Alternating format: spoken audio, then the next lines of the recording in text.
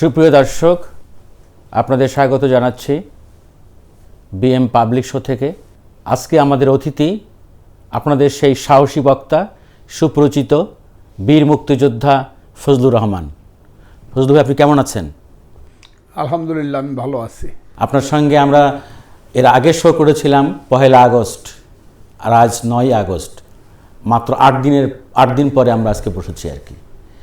তো ওই সময় আপনি কতগুলো গুরুত্বপূর্ণ কথা বলেছিলেন, তা আমরা দেখলাম যে তার প্রতিফলন খুব দ্রুত ঘটে গেল। আপনি বলেছিলেন যে এই সরকারকে বিদায় নিতেই হবে, বিদায় ছাড়াদের পথ নেই। আপনি তখন বলেছিলেন কিসের ভিত্তিতে? আপনি কি বুঝতে পারছিলেন? আপনাকে অসংখ্য ধন্যবাদ। বাংলাদেশের মানুষকে আমার সালাম, আসসালামু আলাইকুম। আমি 1 আগস্ট যে কথাগুলো বলেছিলাম, তখনও শেখ হাসিনা পূর্ণদর্পে তার সিংহাসনে বসে আছেন। মানুষের কল্পনার বাইরে যে এর মাত্র 4 দিনের মাথায় তিনি চলে যাবেন। কিন্তু আমি আমার প্রত্যেকটা বক্তব্যে, এটা টক শো হোক, ইন্টারভিউ হোক বা বিতর্ক হোক, আমি সবসময় বলেছি শেখ হাসিনা সরকারকে চলে যেতেই হবে। এটা আমার 60 বছরের রাজনৈতিক জীবনের অভিজ্ঞতা সমৃদ্ধ ভবিষ্যৎবাণী। 60 বছর আমার রাজনীতির বয়স। আমি আইয়ুব খান দেখেছি কিভাবে গিয়েছে, একদম খুব পুঙ্খানুপুঙ্খরূপে গিয়েছে। দেখেছি না, আমি নিজে আন্দোলনের নেতা ছিলাম। কিশোরগঞ্জ জেলায় 11 দফা আন্দোলন যখন হয়, আমি কনভেনার ছিলাম। তখন আমি ছাত্রলীগের জেনারেল সেক্রেটারি, কনভেনার ছিলাম, 11 দফা জেলার কনভেনার। আমি পরবর্তী সময়ে আইয়ুব খান চলে গেল 24শে মার্চ 1969 সন। মার্চের পরে এপ্রিল, মে, জুন, জুলাই, আগস্ট, সেপ্টেম্বরে আমি এসে ভর্তি হলাম ঢাকা ইউনিভার্সিটি, বিএ পাশ করে। আমার গ্র্যাজুয়েশন করে গুরুদয়াল কলেজ, কিশোরগঞ্জ। তারপরে আমার জীবনের একটা আকাঙ্ক্ষিত গৌরব উজ্জ্বল ভূমিকা আছে মুক্তিযুদ্ধের ব্যাপারে। কারণ আমি ঢাকা বিশ্ববিদ্যালয়ের ছাত্র হলাম। আমার স্বপ্ন মতো আমি তৎকালীন সময়ে ছাত্র রাজনীতির যে কেন্দ্র, মূল কেন্দ্র, ইকবাল হলের আমি ছাত্র হলাম, রেসিডেন্ট হলাম। এবং আরও গৌরবের ব্যাপার হইল, আমি ইকবাল হলে 116 নম্বর ইকবাল হল, যে হলে শাহজাহান সিরাজ থাকতেন। এবং হরহামেশাই সেই আন্দোলনের, মুক্তি সংগ্রামের আন্দোলনের যে সেই নেতা,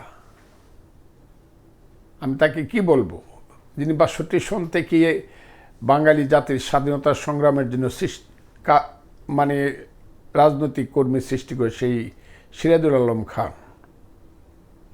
উনি প্রায়ই আসতেন, আমি তাকে দেখতাম, তার কথা শুনতাম, তার পাশে দাঁড়ায় থাকতাম। সেই যে অভিজ্ঞতা, 70, 71 সন দেখলাম 1 মার্চে হিয়া খান কি বলল, সংসদ বাতিল। সেদিনই পূর্বানী হোটেলে ছিল বঙ্গবন্ধু সহ রাজনৈতিক নেতাদের মিটিং, আর হাজার হাজার লাখ লাখ মানুষ ঢাকা শহরে বের হলো। আজকের ঢাকা শহর না, ওই দিনের ঢাকার সঙ্গে আজকের ঢাকার তুলনা করলে চলবে না। ওই দিনে ঢাকা শহরের লোক ছিল মাত্র 15 লক্ষ, আর এখন ঢাকা শহরের লোক সংখ্যা হলো 2.5 কোটি। মানে আমার প্রশ্নটা ছিল যে এটা কি একটা অভাবনীয়, অচিন্তনীয়? আপনি কি কল্পনা করেছিলেন যে 5ই আগস্ট এভাবে শেখ হাসিনা দেশ থেকে পালিয়ে চলে যাবে জনতার, ছাত্র জনতার গণ অভ্যুত্থানের মুখে? এরকম কোনো চিন্তা ভাবনা, এরকম কোনো কি আপনি বুঝতে পারছিলেন? আমার গত 28শে অক্টোবরের 2023 সনের 28শে অক্টোবর যখন বিএনপির 7 লক্ষ জনতার সমাবেশ 27 মিনিটে ভেঙে দিল শেখ হাসিনার পুলিশ, তারপর থেকে আমি যত বক্তব্য দিয়েছি, আপনি বক্তব্যগুলো দয়া করে দেখেন। সেই বক্তব্য দেখলেই আপনি বুঝবেন যে আমি শিওর শেখ হাসিনা সরকার থাকতে পারবে না। কারণ শেখ হাসিনার সরকারের কোনো জনভিত্তি ছিল না, শেখ হাসিনা সরকারের কথার মধ্যে কোনো সত্যতা ছিল না, শেখ হাসিনা অনবরত সকাল থেকে রাত্র পর্যন্ত মিথ্যা কথা বলতেন, যাকে আমি বলতাম শেখ হাসিনা সারাদিনে দুইটা সত্য কথা বলে। এক, রাত্রে ঘুমাইবার আগে বলে দরজাটা লাগা, আর ঘুম থেকে উঠে বলে দরজাটা খোল। এই দুইটা সত্য কথা ছাড়া শেখ হাসিনা কোনো সত্য কথা বলে না। এটা আমি বলতাম সবসময়। যে দেশের রাষ্ট্রনায়করা মিথ্যা কথা বলে তাই সে ডুবে যাবে, এই ব্যাপারে কোনো সন্দেহ নেই। তবে আপনি বলবেন কবে ডুবে যাবে, এটার একটা চিন্তা ছিল তো। আমি বলছিলাম অচিরে চলে যাবে, অচিরে মানে অচিরে চলে যাবে। কেন বলছিলাম বুঝছেন? আপনি বলেছিলেন যেতেই হবে। যেতেই হবে, কারণ রক্তের সাগর তখন অলরেডি সৃষ্টি হয়েছে। এই যে 15 জুলাইয়ের পরে 2024 সনে উবায়দুল কাদেরের মতো একটা লাফাঙ্গা লোক, একটা রাজনৈতিক ইতর শ্রেণীর লোক এই যে বলল আমার ছাত্রলীগই যথেষ্ট ওদেরকে মোকাবেলা করার জন্য, তার এই একটা কথা, এবং পরবর্তী সময়ে শুট এট সাইট, দেখা মাত্র গুলি করো, এই তার দুইটা কথার জন্য তার কঠিন বিচার হওয়া উচিত। এই 15 তারিখে এই কথা বলল, 16 তারিখ থেকেই মৃত্যু ছাত্রদের দুয়ারে এসে হানা দিল, তাদের জীবনগুলো আস্তে আস্তে কেড়ে নিতে শুরু করলো। প্রথমে কেড়ে নিল এই দেশে একজন মহাবীরের প্রাণ, সেই রংপুরের সে আবু সাইদ, রুকেয়া বিশ্ববিদ্যালয়ে আবু সাইদ, যাকে আমি বলি 21 শতাব্দীর প্রথম দিককার বীর শ্রেষ্ঠ সন্তান নুরুল দিন, রংপুরের নুরুল দিনের ভবিষ্যৎ বংশধর। সে আবু সাইদের রক্ত দিয়ে শুরু হলো। সেই রক্তের সাগর সৃষ্টি হতে হতে 31শে জুলাই পর্যন্ত এত রক্তের সাগর সৃষ্টি হলো, সেখানে আওয়ামী লীগ বা শেখ হাসিনা নৌকা আর চলল না। এটা আমি জানি। রক্তের সাগরে কিন্তু নৌকা চলে না। পৃথিবীতেও কোনো সাগর মহাসাগরে নৌকা চলে না, নৌকা ডুবে যায়। আমি সেই অঙ্ক কষেই কথাটা বলছি, a+b² is equal to a² + 2ab + b²। এত রক্তের সাগরে হাসিনা বা আওয়ামী লীগের নৌকা ভাসতে পারেন, ডুবতেই হবে এবং খুব অচিরে ডুববে। সেই অভিজ্ঞতা থেকে আমি বলছি ডুবতেই হবে এবং খুব দ্রুত ডুববে। রাজনীতির ফর্মুলায় আপনি ফেলেই বলেছিলেন যে যেতেই হবে। আপনি টকশোতে, শুধু টকশো না, মাঠের বক্তৃতা, টকশো, সব জায়গায়, সব স্থানেই এত সাহসী কথা বলেন, আর কেউ এভাবে বলতে পারে না। এই সাহসের উৎস কোথায়? এত সাহস কীভাবে পান আপনি?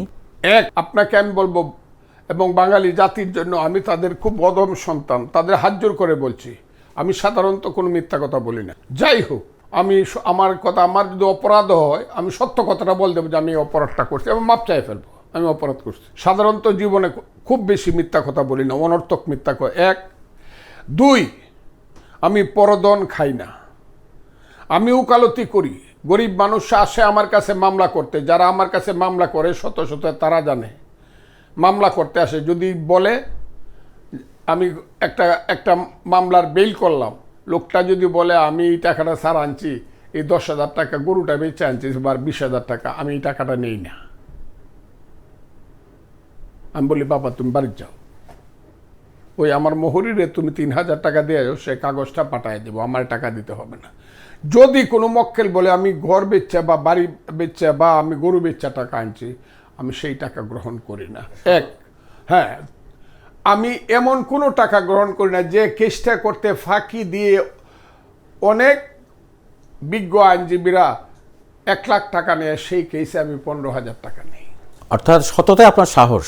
আমার সততা, আমার সাহস, আমার কোনো দুর্নীতি নাই। যদি কেউ বের করতে পারে 1 টাকা দুর্নীতি এই পৃথিবীতে, যদি আমার কাছে বাংলাদেশে 1 টাকা কেউ পায়, আমি চ্যালেঞ্জ করলাম 1 টাকা, বা ফজলুর রহমান আমার কাছ থেকে 1 টাকা নিয়েছিল, দেয় না, আমি চ্যালেঞ্জ করলাম। এই সাহস। 3 হইল আমার কোনো ওই যে ব্যাংক অ্যাকাউন্ট নাই, একমাত্র মুক্তিযোদ্ধার ব্যাংক অ্যাকাউন্ট ছাড়া। 4, আমার জীবনে মরতে কোনো ভয় নেই এই কারণে, কারণ মৌলানা ভাসানী বলেছিলেন আমি 70 বছর বয়স হয়েছে, এখন শুধু সত্য কথা বলবো। আমি প্রধানমন্ত্রিত্ব চাই না, মন্ত্রিত্ব চাই না, আমার বয়স 77 বছর। আমি তার পথ ধরেই বলছি, আমি এখন শুধু সত্য কথা বলবো, দেশের সত্য কথাটা বলে যাব। যার জন্য একদিন যুদ্ধে গিয়েছিলাম, আপনারা বিশ্বাস করবেন না, আমি তখনই এমন আবেগপ্রবণ লোক ছিলাম। আমি মুক্তিযুদ্ধের সময় 23 বছরের পূর্ণ যুবক, আমি মুক্তিযোদ্ধা কমান্ডার ছিলাম। আমাকে আমার কমান্ডাররা বলতো ফজলুর রহমান অমুক কানে কালকে যুদ্ধে যাইতে হবে। আমি জানতাম মৃত্যু নিশ্চিত, যদি কোনো ভুল গুলি আমার বুকে লাগে মৃত্যু নিশ্চিত। আমি রাত্রেবেলা 3টা-4টা গান শুনতাম। তীরহারাই ঢেউয়ের সাগর পাড়ি দিব রে, আমরা একটি ফুলকে বাঁচাবো বলে যুদ্ধ করি। আমি গান শুনে পথের ক্লান্তি বলে স্নেহভরা কোলে তব মা গো, বলো কবে শীতল হব, কত দূর আর কত দূর বলো মা। এইরকম গানগুলো শুনে শুনে বাংলার সন্তান চলো সমানে সমান। ওই লোকটা মারা গেছে, তার নামটা আওয়ামী লীগ নেয় নেই, তার নাম সর্দার আলাউদ্দিন, সেই গায়ক। গানটা গায়েও শোনাইতে পারি, আমি এটাও জানি। ওই 71 সনের অগাস্ট মাসের গানটা আমার মনে আছে, বাংলার সন্তান চলো সমানে সমান, রুখে দাঁড়াও রুখে দাঁড়াও রুখতে বাংলার মান, চলো সমানে সমান বাংলার সন্তান। কি সেই মুক্তিযুদ্ধ, কি তার স্বপ্ন, কি তার আবেগ। মাকে দেখি না, বাবাকে দেখি না, ভাইকে দেখি না, বোনকে দেখি না। যুদ্ধে গেছি, ভাগনাটা মারা গেছে, পাশে পড়ে কবর দেওয়ার জায়গা নাই।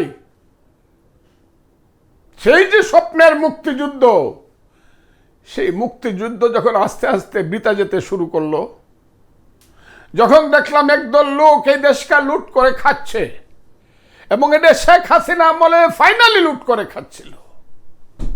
অন্য আমলে খুব ভালো চলছে, সোনার দেশ ছিল তা না, কিন্তু শেখ হাসিনা এটাকে একটু শেষ করে দিচ্ছিল। এবং সেই শেষ কি? আঙ্গুল ফুলে কলা গাছ, কলা গাছ ফুলে বট গাছ, বট গাছ ফুলে জোড়া বট গাছ হয়েছে। আমার দেশে লক্ষ কোটি কোটি টাকা বিদেশে পাচার হয়েছে, বেগম বাড়ি হয়েছে কানাডায়, সেকেন্ড হোম হয়েছে মালয়েশিয়ায়, ওই দুবাইয়ে কোটি কোটি শত শত হাজার হাজার কোটি টাকার দালান হয়েছে, ব্যবসা হয়েছে, সুইজারল্যান্ডের ব্যাংকের টাকা হয়েছে। আমার দেশের মানুষ নাকায় রয়েছে, 60 লক্ষ মানুষ খোলা আকাশের নিচে ঘুমায়। ওই যে আমার মুক্তিযুদ্ধ, সেই মুক্তিযুদ্ধটা যখন আমার মনে হয়, আমার মনে সাহস আছে, মরে তো যাবই, 77 বছর বয়স হয়েছে, বাঁচবো কয়দিন, আমার সব মরে গেছে। আজকে 7 জন মুক্তিযুদ্ধ আমাকে ফোন করছে, আমার সাথে যারা যুদ্ধ করছিল। এই একটু আগে এক মুক্তিযোদ্ধা হবিগঞ্জে থাকে আমার সাথী, সে ফোন করছিল, বন্ধু, আমার বন্ধু ডাকে, বন্ধু বাচ্চা আছেন তো? আমি বাচ্চা আছি, তুমি বাচ্চা থেকো। আমার মিতা আজকে ফোন করছে, আমার নামে নাম মুক্তিযোদ্ধা ছিল আমার সঙ্গে, তুমি কেমন আছো? আমি তো বিছনায় পড়ে আছি। আমার বন্ধু নিহারেন্দু দেবনাথ বিছনায় পড়ে আছে, ওরা তো চলে যাচ্ছে, মরে যাচ্ছে, আমি তো বেঁচে আছি। আমি মনে করছি ওদের মতোই আমার হওয়া উচিত। আমি এমন কথা বলে যাব, এত সত্য কথা বলে যাব, এতে যদি আমার বুক ঝাঁঝরা হয়ে যায়, পৃথিবীতে আমার একটা সফল মৃত্যু হবে, এবং সেই মৃত্যুটা হবে আবু সাইদের মতো মৃত্যু। এই কারণে সাহস করে আমি কথাগুলো বলি। আমরাও চাই যে আপনি সত্য কথা বলবেন, জাতি আপনার কাছ থেকে অনেক না জানা গোপন কথা, সত্য কথা শুনবে। এই সত্য কথা বলার সূত্র ধরেই আমি জানতে চাই, বিএনপি যে একটা সমাবেশ করলো পরশুদিন, এইটা কি আপনার বিবেচনায়, জানতে চাই, এই সমাবেশ করা তাদের উচিত ছিল, না সমাবেশ না করে যারা নিহত হয়েছে এই গণ অভ্যুত্থানে, ছাত্র জনতার যারা আহত হয়েছে তাদের দেখতে যাওয়া, নিহতদের পরিবারে যে খবর নেওয়া, এটা সারা দেশের মানুষ এটা নিয়ে সমালোচনা হচ্ছে আর কি। আপনার মন্তব্য জানতে চাই। দেখুন ভাইয়া, এটা আমার দলের সিদ্ধান্ত, আমি সিদ্ধান্তের মালিক না। ওই দিনও আমি আপনাকে বলছিলাম, তবে এখন আমি একটার মালিক হয়েছি, আমি চেয়ারপারসনের উপদেষ্টা। আমার চেয়ারপারসন কিন্তু এখন মুক্ত হয়ে গেছে, এই কামটা আমার হয়ে গেছে। আমি দেখা করি কমু যে আমি এখন উপদেশ দেওয়ার জন্য আছি, কিন্তু সিদ্ধান্তের মালিক আমি না। আমি হলাম অ্যাডভাইজার। যারা সিদ্ধান্ত নেওয়া মিটিং দেওয়া করছে তারা বলতে পারবে যে এটা কতটুকু সঠিক হয়েছে না বেঠিক হয়েছে। কিন্তু আমি যেখানে যখন যাচ্ছি আপনি বিশ্বাস করবেন না, প্রত্যেকটা মানুষই যারা বিএনপির শুভাকাঙ্ক্ষী প্রত্যেকেই বলতেছে এই মিটিংটা করা ঠিক হয়নি। সবাই বলতেছে, আমাকে বলতে, ফজলু ভাই এই মিটিংটা করা ঠিক হয় না। আমার দল মিটিংটা করছে, কিন্তু মানুষ বলে মিটিংটা নেন ঠিক। আর আমি যে ফেসবুক দেখি, হাজার হাজার এখানেও পড়তেছে এই মিটিংটা করা ঠিক হয় না, এবং আরও বাজে মন্তব্য থাকে।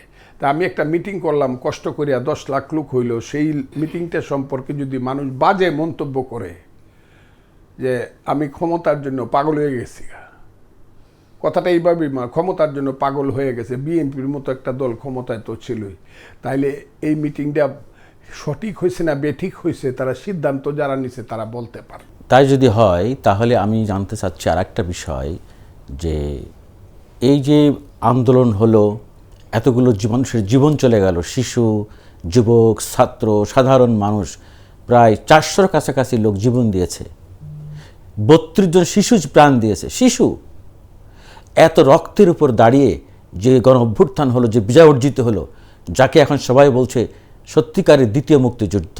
1971 সালে আমরা স্বাধীন হয়েছিলাম, কিন্তু স্বাধীনতা পাইনি, এবার আমরা স্বাধীনতা পেয়েছি। এই স্বাধীনতার, এই দ্বিতীয় মুক্তিযুদ্ধের ক্রেডিট তো বিএনপির না, এটা হলো ছাত্র জনতার। বিএনপি কি এটা ক্রেডিট নিতে পারে, চাইতে পারে? দেখুন, আমি একটা কথা বলি। আমি আজকে দুপুরে ভাত খেতে বসেছিলাম, দুপুরে খায় তো সবাই, আমি খেতে বসেছিলাম। নরসিংদী থেকে 6 জন লোক আসলো, এর মধ্যে 3 জন হইল ছাত্র, যারা আন্দোলনে টোটাল ছিল, যাদের মাথায় গুলি লাগছে, হাতে গুলি লাগছে, আমাকে দেখানোর জন্য আসছে। তারা হইলো আমার এলাকা অষ্টগ্রামের আবদুল্লাপুর নামে একটা জায়গা আছে, সেই এলাকার মানুষ। তারা আমার কাছে আসছিল আজকে। এই 3টা ছেলে আমার কাছে বলল, আমাদের সাথে আমাদের আরেক বন্ধু ছিল, ছোট বন্ধু, সে টেনে পড়তো, তার বুকটা জাজরা হয়ে গেল, সঙ্গে সঙ্গে সে মৃত্যুবরণ করলো। ক্লাস 10-এ পড়লো, ছেলেটা লাফ মেরে পড়ে মরে গেল। লাশটা যখন বাসায় লয়ে গেছে, লাশটা দেখে তার বাবা চিৎকার করে হার্ট অ্যাটাক হয়ে সঙ্গে সঙ্গে মারা গেল। কারণ মা বাপের একমাত্র সন্তান সে, আর কোনো সন্তান নাই। বাপ চিৎকার করে, নরসিংদীর কথা বলছি আমি চ্যালেঞ্জ করলাম, আমি কোনো ফলস কথা বলছি না, আপনার খোঁজ নিয়ে দেখেন, ছেলেটার নামটা আমি দিব, ছবিটাও দিব। আমি কথা বলতে পারতেছি না। পরদিন তার মাও মারা গেল। এত বড় বিষাদ সিন্ধু একটা দেশে সৃষ্টি হয়েছে। শিশুর ছেলেটা গুলি খায় মরছে, বাপ দেখার সঙ্গে সঙ্গে আত্মাহুতি দিছে, মাটা পরের দিন মারা গেছে। একটা পরিবার শেষ হয়ে, এই যে করুণ দৃশ্য, এটা কেন এই দেশে সৃষ্টি করলো শেখ হাসিনা সরকার? কিসের, কি লাভে, কি হওয়ার জন্য? প্রধানমন্ত্রী আপনি 15 বছর ছিলেন, কোথায় গেল? আপনার তো 96 থেকে 2001, 2008 থেকে 2024, 16 বছর আর 5 বছর, 21 বছর তো প্রধানমন্ত্রী ছিলেন আপনি। আর কেন, আর কি পাওয়ার জন্য? এখন কোথায় গেল আপনার প্রধানমন্ত্রিত্ব? আমি বারে বারে বলতাম, আমি অনেক ধমক দিয়ে বলতাম, আর আগায়েন না শেখ হাসিনা, আর আগায়েন না, সব শেষ হয়ে যাবে, আপনি মরবেন, আপনি শেষ হবেন, আপনি শেষ হন, এটা আমার কোনো ব্যাপার না, কিন্তু আপনি আপনার বাবার মতো একজন মহান ব্যক্তিকে ডুবাইয়ে শেষ হবেন। আপনি আওয়ামী লীগের মতো একটা 75 বছরের একটা রাজনৈতিক দলকে আপনি ডুবাবেন, মুক্তিযুদ্ধকে আপনি কলুষিত করবেন, কলঙ্কিত করবেন, এবং আপনি পালিয়ে যাবেন। যদি বাইচা থাকেন, না হলে আপনি জেলখানায় থাকবেন। এটা আমার সমস্ত, আমার ওগুলো দেখেন। এবং আমার আল্লাহ কেন জানি আমার প্রত্যেকটা কথা, আমি বলছি, আল্লাহ তুমি কে আছো? আমি তোমার কাছে বলতেছি, শেখ হাসিনা সরকারের পতনের আগে অন্তত আমার মৃত্যু দিও না আল্লাহ। আপনার আমার টকশো শুনে দেখেন, আল্লাহ আমার সবগুলা কথা শুনছে। আপনি কথা বলতে বলতে অনেকটা আবেগপ্রবণ হয়ে গেছেন। আপনার কাছে আমার এবারে প্রশ্ন, অধ্যাপক, নোবেল বিজয়ী অধ্যাপক ডক্টর ইউনূস, ওনার নেতৃত্বে উপদেষ্টা পরিষদ গঠিত হয়েছে, ওনারা দায়িত্বভার গ্রহণ করেছেন। আপনাকে জানতে চাই, এই সরকারের অন্যতম কাজ কি কি হওয়া উচিত? দেখেন, অধ্যাপক মোহাম্মদ ইউনূস, আমি ওই দিনও আপনাকে বলছি, অনেকগুলা টেলিভিশন সেন্টারে বলছি, গত 100 বছরে বাঙালি মুসলমানের মধ্যে একজন ইউনূস সৃষ্টি হয়নি। আগামী 100 বছরে একজন ইউনূস সৃষ্টি হবে কিনা আমি জানি না। সে বাঙালি মুসলমানের সবচেয়ে বড় সুসন্তান। অরাজনৈতিক, নির্দলীয়, রাজনৈতিক অনেক সুসন্তান আছে বাঙালি মুসলমানের। শেরে বাংলা ফজলুল হক আছে, অনেকেই আছে, মৌলানা ভাসানী আছে, হুসেন শহীদ সোহরাওয়ার্দী আছে, বঙ্গবন্ধু শেখ মুজিবুর রহমান আছে, এবং শহীদ জিয়াউর রহমান আছে, এরকম অনেক সুসন্তান আছে। কিন্তু ইউনূস নাই। ইউনূস বাঙালির শ্রেষ্ঠ সন্তান, অরাজনৈতিক, সারা পৃথিবী তাকে চেনে। ইউনুসের জ্ঞান গরিমা এটা তুলনাহীন। ওনারা তো এমনি শুধু নোবেল দিছে না, শুধু ওই যে প্রেসিডেন্সিয়াল পদক দিছে আমেরিকা থেকে, এমনি তো আর ওবামা পড়ায় দিছে না যে তার লোকটাকে দেখতে খুব সুন্দর দেখা যায়, মহানায়কের মতো। অমিতাভ বচ্চন তার জন্য তো দেয় নাই, নিশ্চয়ই জ্ঞান পাইছে, গুণ পাইছে, সারা পৃথিবীকে পথ দেখাইছে। আমার বিশ্বাস আছে ওনার উপরে, আমি বিশ্বাস করি তাকে। কি করা উচিত? আমি সাংঘাতিক বিশ্বাস করি যে উনি দেশটাকে একটা জায়গায় নিয়ে যেতে পারবেন, যে জায়গাটা ভালো জায়গা। এবং আজকের প্রেক্ষাপটে প্রথম ওনার কাজ হবে শান্তি শৃঙ্খলা রক্ষা করা। যদিও আমি মনে করতেছি, আমি আপনাকে খুব ক্লিয়ার বলি, যদিও আমি মনে করি শান্তি শৃঙ্খলা রক্ষা করাটা খুব কঠিন কাজ। এই যে আপনার এখানে বসে আমি ফোন করলাম কিশোরগঞ্জে, কালকে কিশোরগঞ্জের একটা ইউনিয়নে একটা মন্দিরে আগুন দিছে, পরে ধরা পড়ছে আওয়ামী লীগের সেক্রেটারি। কথাটা খুব বোঝার চেষ্টা করেন, এইটা ফেরানো বড় কঠিন। আপনি দেখবেন এই যে ইন্ডিয়ার কতগুলো চ্যানেল খুইলা এই যে বিজেপি RSS এর লোকজন যে কথা বলে, এরা কি পদার্থ দেয়, তো শেখ হাসিনার চেয়েও বেশি মিথ্যা কথা বলে। মিথ্যুক ওখান থেকে বলতেছে বাংলাদেশে একদম হিন্দু মেয়েদের এই হইতাছে, মন্দির এই হয়ে যেতেছে, হিন্দু বাড়িতে আগুন লাগতেছে। আমি চ্যালেঞ্জ করলাম, হ্যাঁ প্রথম দু একদিন ঘটনা হয় নাই তা না, এখন কিন্তু এটা হিন্দু মুসলমানের ব্যাপার না, হিন্দু বাড়িতে বা মুসলমান বাড়িতে ব্যাপার না, এটা হিন্দুর মন্দির বা মুসলমানের মসজিদের ব্যাপার না। ওই বেটারা কি বলে, ওনে বৈশা বৈশা বিজেপি করো, সারা ভারতে তো তোমরা মেজরিটি না, তোমরা তো 39%, ভারতের 61% মানুষ এই মিথ্যাবাদীদের বিপক্ষে। ওরা ওখানে বলে আমরা নাকি এনে হিন্দুদেরকে মেরে ফেলতেছি, তাদের অলুণ্ঠন করে। আরে আমি ফজলুর রহমান বলছি, আমি চ্যালেঞ্জ করে বলছি, ইন্ডিয়ার প্রেসিডেন্ট প্রণব মুখার্জি থেকে ধরে মুখ্যমন্ত্রী জ্যোতি বসু, আজকের মুখ্যমন্ত্রী মমতা ব্যানার্জি, এগুলো ফজলুর রহমানকে চেনে। Who's Fazlur Rahman in Bangladesh? আমি চ্যালেঞ্জ করে বলছি, আমি তোদের চেয়ে অনেক বেশি ধর্মনিরপেক্ষ এবং সাম্প্রদায়িক। আমি সেই কারণে বলছি, মিথ্যা কথাগুলো প্রচার ইন্ডিয়ার সেন্টার থেকে বন্ধ করেন। যদি মনে করেন বাংলাদেশ একটা স্বাধীন দেশ, যদি মনে করেন আমরা এই বাংলাদেশের মানুষ একটা স্বাধীন জাতি, তাহলে আপনারা মিথ্যা প্রচার বন্ধ করেন। হাসিনার মতো একজন ফ্যাসিস্টকে বাঁচানোর জন্য ওখানে বিনা অজুহাতে আশ্রয় দিয়ে রাইখা, তার ছেলেকে দিয়ে তাকে দিয়ে এখন বিভিন্ন ধরনের কথা বলায়া, এগুলো বন্ধ করেন। তাহলে চিরদিনের জন্য ইন্ডিয়ার সঙ্গে এই দেশের মানুষের সম্পর্ক কিন্তু বড়ি হয়ে যাবে। এইটা মনে করেন না যে ইন্ডিয়ার সাথে, ইন্ডিয়া আমাদেরকে বর্ডার বন্ধ করে দিলে ভাত না খায় আমরা মারা যাবো, ওইটা মনে করেন না। আমি ফজলুর রহমান বলছি, ইন্ডিয়া বর্ডার বন্ধ করে দিলাম, ভাত না খায় মারা যাবে না, আমার সোনার বাংলা। প্রয়োজনে না খায়া থাকবো, কিন্তু আপনার কাছে দাসত্ব করবো না, মাথা নত করবো না। মিথ্যা কথা বলা বন্ধ করেন। আমি আপনাকে অনুরোধ করবো, এই সেন্টারের আমার বক্তব্যটা যাতে ওরা শুনে, সবাই শুনে, এই ব্যবস্থাটা আপনি করবেন। ওরা মিথ্যা কথা না হলে আসুক, ওরা, ওদেরকে আমি দাওয়াত করছি। কোন এলাকাতে, যেমন আমার একটা এলাকা আছে, আমি চ্যালেঞ্জ করলাম, ইটনা মিটামনষ্ট গ্রাম, আমি ফজলুর রহমান আছি, আমি খালি আঙ্গুলটা সোজা করে খালি একটা ভিডিও ট্যাপ ছাড়া বলছে, এই বিএনপি টিএনপি বুঝি না, দলমত বুঝি না, এলাকা শান্ত থাকবে, কারো বাড়ি লুট করা যাবে না। আমি চ্যালেঞ্জ করছি, একটা বাড়ি যদি লুট হয়, আপনি এসপি আছে, আপনি ওসি আছে, 3টা থানায় জিজ্ঞাসা করেন, বরফের মতো ঠান্ডা আমার এলাকা। মিথ্যা কথা বলেন, এই দেশের সাম্প্রদায়িক দাঙ্গা করতে চান, হাসিনার জন্য খুব কান্নাকাটি করেন। অনেক টাকা রাখছে নাকি ইন্ডিয়াতে হাসিনা বা আওয়ামী লীগ? এই কারণে তাদের জন্য কান্নাকাটি করেন। তাদেরকে বলেন মানুষ হইতে, আওয়ামী লীগকে বলেন মানুষ হইতে। ওই যে হাইব্রিড হারামজাদারা, আমি বলছিলাম একটা কথা, ভাদ্র মাসে এখনো আসে নাই, মাত্র 22শে শ্রাবণ, 23শে শ্রাবণ আজকে। আমি বলছিলাম ভাদ্র মাসে আস্তে আস্তে একটা জীবের খুব পাওয়ার হয়, এটার নাম হলো কুত্তা। মানুষ কিন্তু ভাদ্র মাসের মধ্যে কুত্তা বেরিয়ে মারবো আওয়ামী লীগ। এটা আমি, আমার টকশো শুনেন আপনারা। মিথ্যা কথা বলে না, আওয়ামী লীগ কিন্তু ধ্বংস করছে শেখ হাসিনা এবং হাইব্রিডরা। এবং এরা যে পর্যন্ত বাংলাদেশের মানুষের কাছে নিঃশর্ত ক্ষমা না চাবে এবং সঠিক বিচারের মাধ্যমে তাদের যতদিন পর্যন্ত শাস্তি না হবে, ততদিন পর্যন্ত ওই ইন্ডিয়ার চ্যানেল থেকে মিথ্যা প্রচার করে কোনো লাভ হবে না। এইসব বাজে কাজ করবেন না। আওয়ামী লীগ শেখ হাসিনাদের লক্ষ কোটি টাকা আছে, টাকা খায়া না খাওয়ায় ইন্ডিয়ান সাংবাদিকরা এসব মিথ্যা প্রচার করবেন না। আপনাদেরকে আমি অনুরোধ করি, সাম্প্রদায়িক প্রচার করবেন না। আমরা কিন্তু বাঙালি জাতি সাম্প্রদায়িক নই, আমরা কিন্তু যুদ্ধ করে স্বাধীন হয়েছি।